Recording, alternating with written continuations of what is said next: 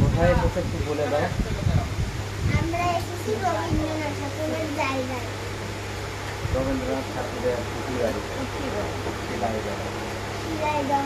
আমরা এখন ঠিক সেইখানটাতে বসে আছি যেখানে রবীন্দ্রনাথ বহুবার এসে ফুচকা খেয়েছে।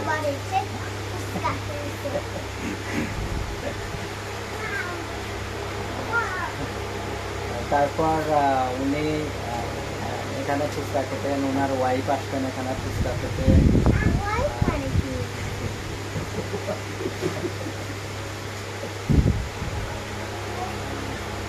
আর এই ক্যালেন্ডারে দেখো 12টা বেজে গেছে। হ্যাঁ, ক্যালেন্ডারে 12টা বেজে গেছে। High calendar. তারপরে হচ্ছে রবীন্দ্রনাথ হচ্ছে এই দিল্লিতে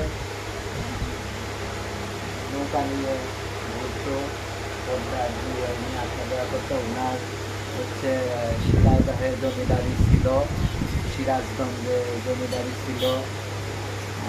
তারপরে আর হচ্ছে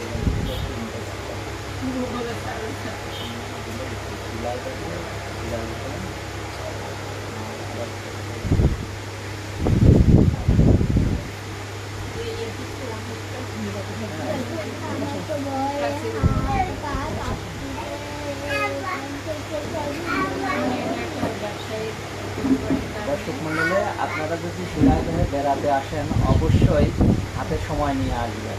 5টার আগে আসতে হবে, কারণ 5টার মধ্যে এখানে সব বন্ধ হয়ে যায়।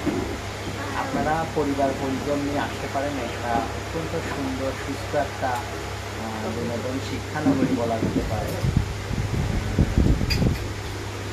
এই তো। আর রবীন্দ্রনাথ ঠাকুর কোন লেভেলের একজন মানুষ ছিল এটা আপনারা সবাই জানেন।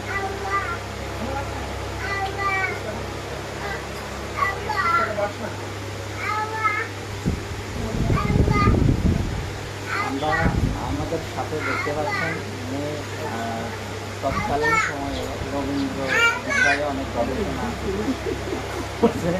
এতই গবেষণা করতে করতে উনি এখন উপরের দিকে তাকাতে পারেন না, উনি শুধু নিচের দিকে তাকিয়ে থাকেন। তো আমরা এখন তার মুখ থেকেই শুনবো।